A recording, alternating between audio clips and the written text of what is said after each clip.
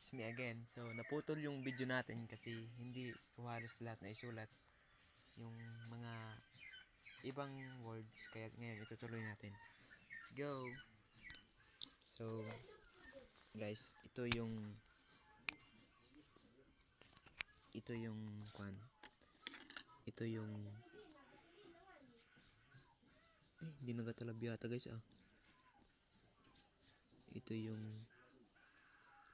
na guys, yan na. Tapos ito yung ni. Tapos ito yung no. Parang di naman guys yung tumatalab. No. Tapos ito yung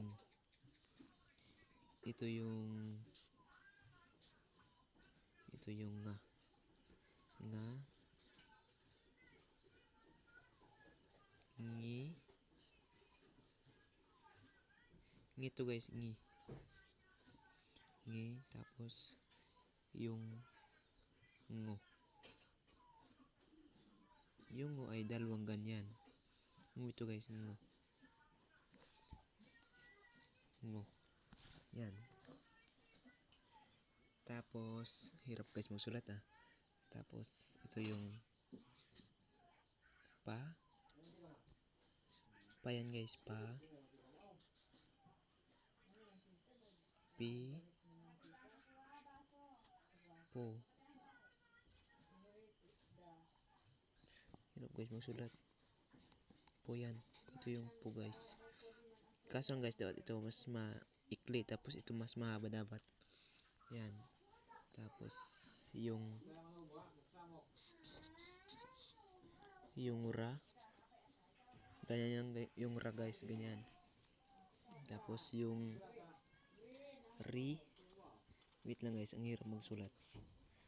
Yung ri ay may kwan pa dito. Ri tapos ro. Sa huli naman yung ro, yan. Yan. Tapos yung sa. Sa guys, sa. Sa. Oop. Si.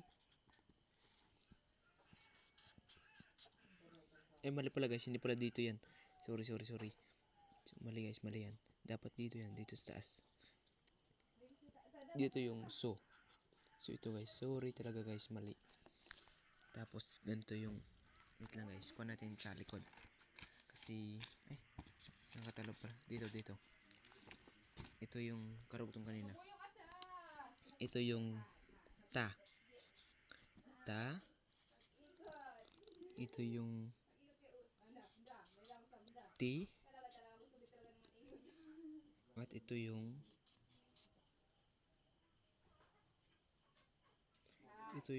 kwan guys, to. Ito yung ya.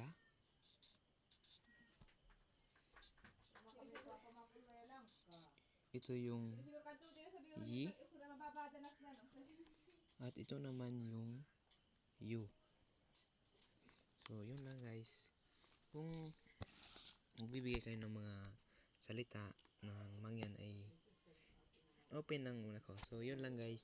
Bye-bye. Thank you.